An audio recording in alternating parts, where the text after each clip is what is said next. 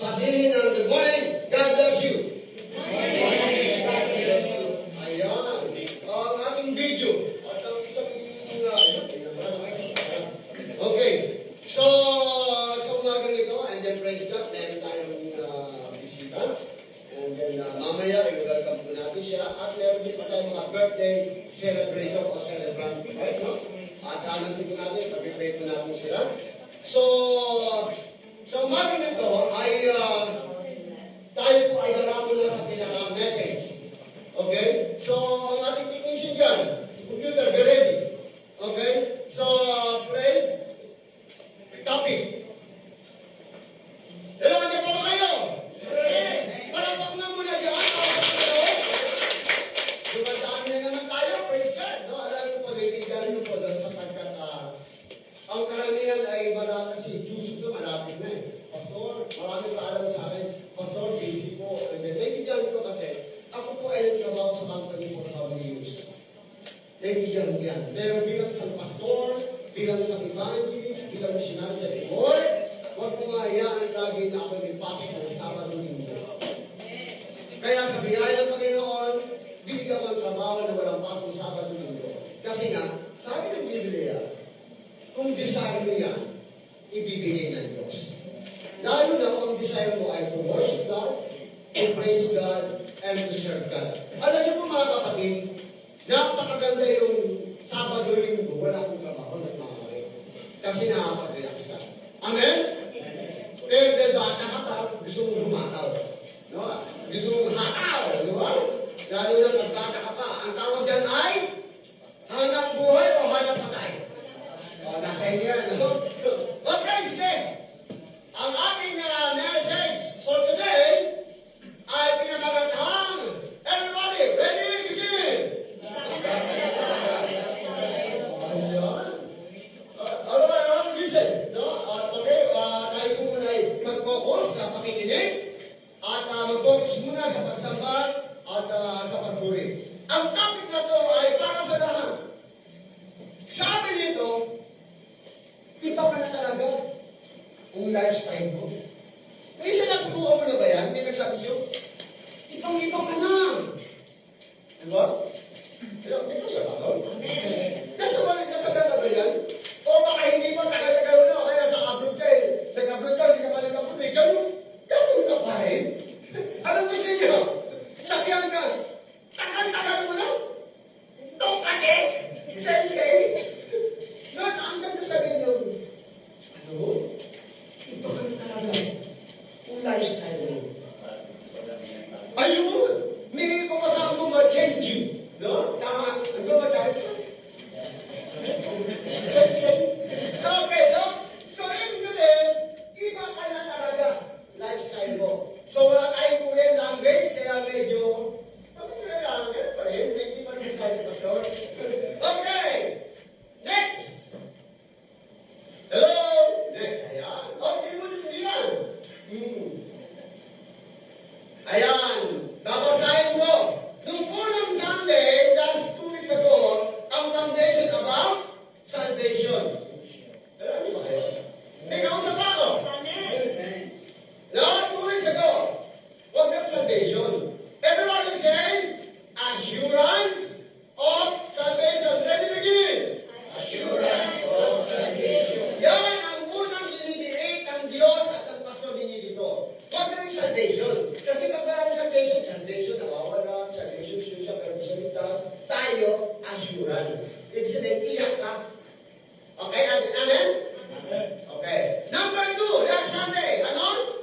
Assurance of what? Christian living. Foundation 2, dapat Christian living mo, foundation, matatag. Ngayon, pangatlong foundation.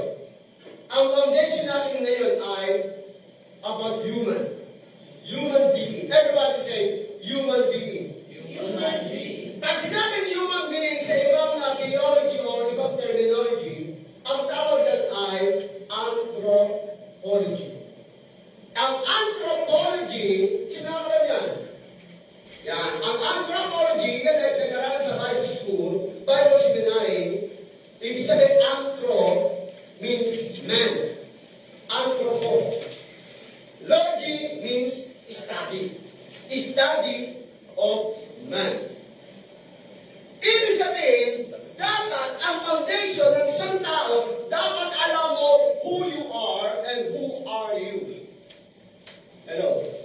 it is different.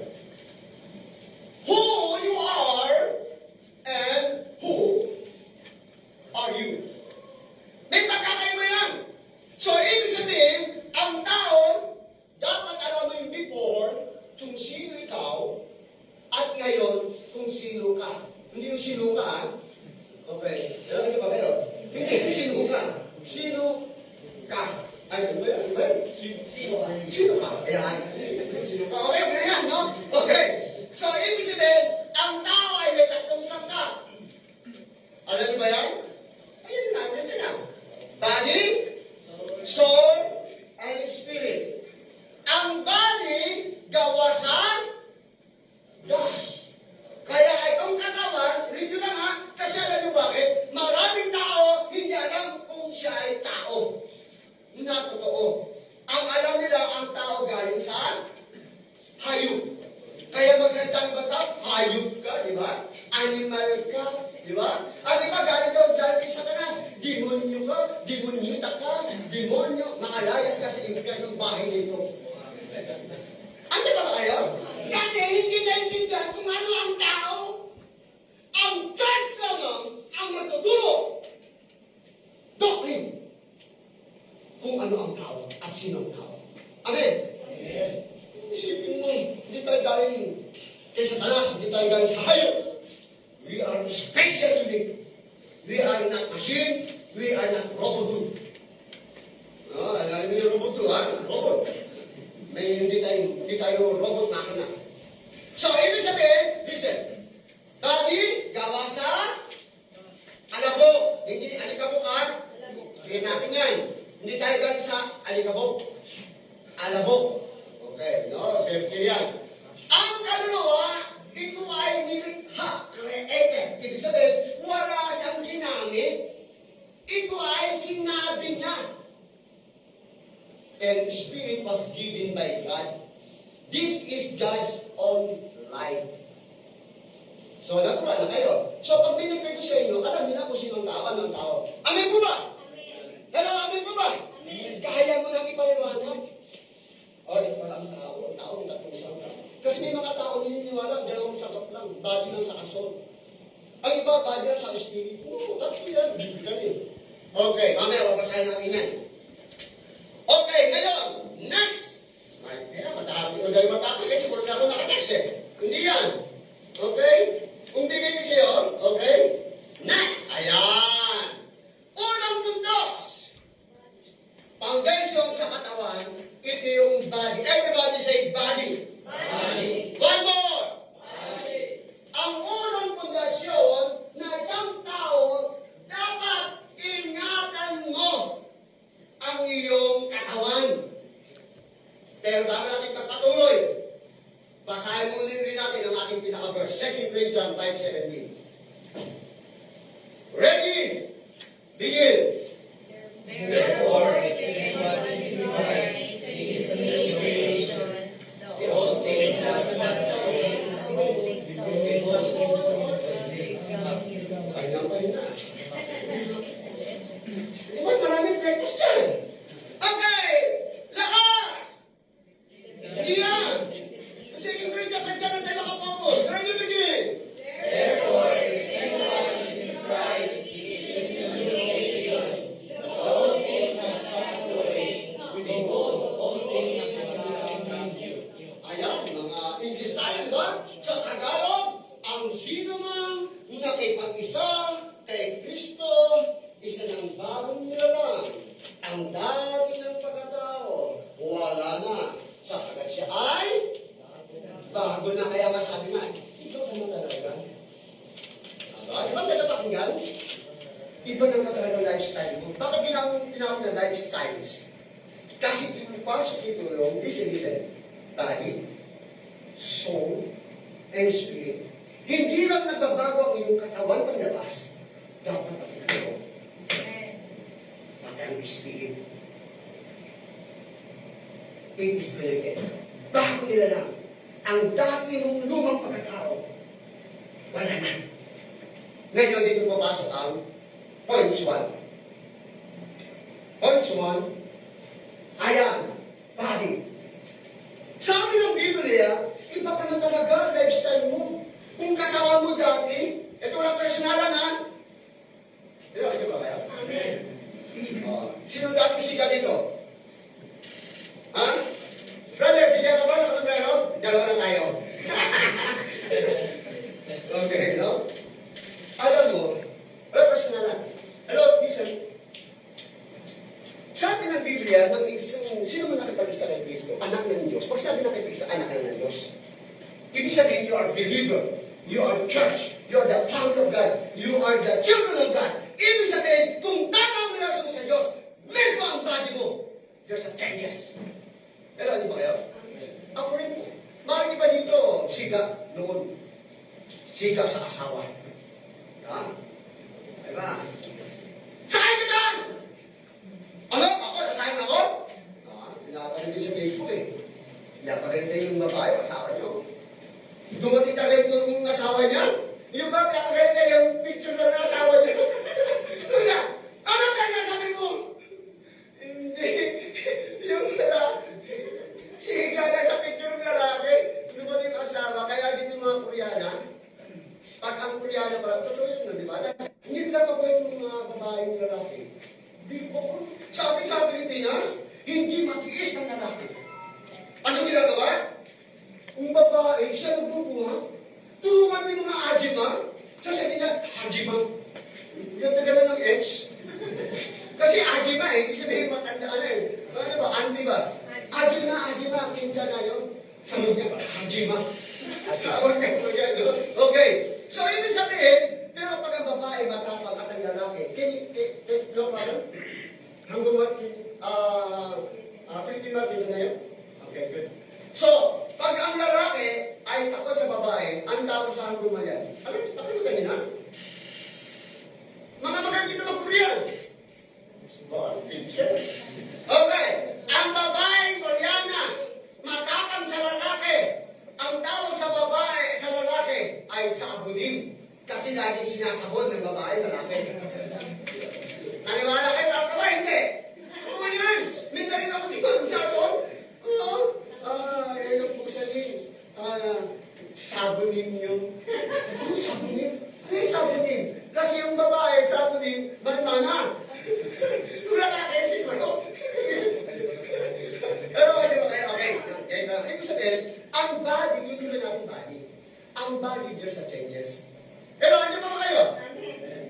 Hindi pa babago. Ako po itong Dubai, naalala ko kayo kung sa inyo, marami na yung dating siga. Ibig sabihin siga, kung ugali ba ninyo, eto, hindi ko siya inausgahan na, pero dapat may changes. Number 1 ako, na Jeff Rocks. Hindi ko sabihin masama ko Jeff Rocks. Dati akong bugil-bugil. Manamit ako, laging ito. Ayan.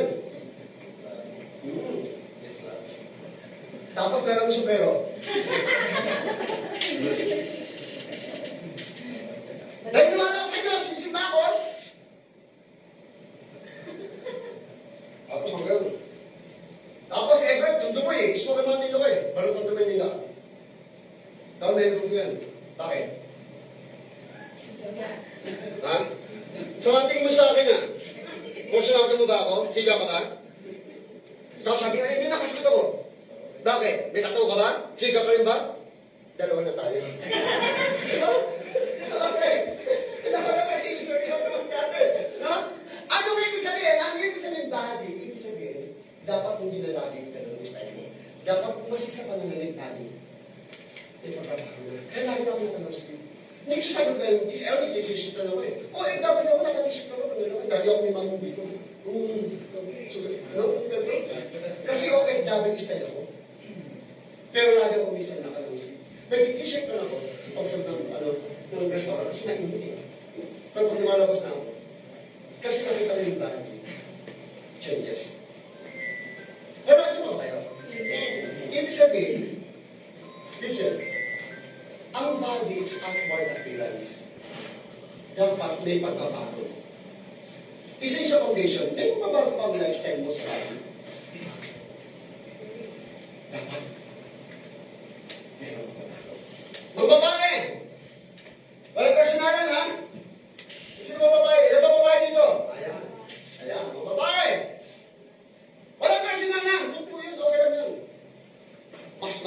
maging mga simple beauty. Simple, hindi ko sabi over. Hindi ko sabi hindi over. Pero hanggat maaari, there's a changes. Why? Pag ikaw ay laging worldly lifestyle, ang iyong pananalig body, tama ba? Pwedeng possible, ikaw maging dahilan upang ang lalaki ay magkasala. Lalo na pag ikaw ay pupunta sa harap, sa bahay na lang hanggat maaari, modesty. Okay ba yan? Nalakakan mo yan! Because we are new creation. Hanggat maaari, there's a body. Now, ay kung tapos body kasi, malapit na tayo matapos. Body, huwag mong sirain. Sabi mo sa inyo kagabi, huwag mong sirain ang iyong katawan.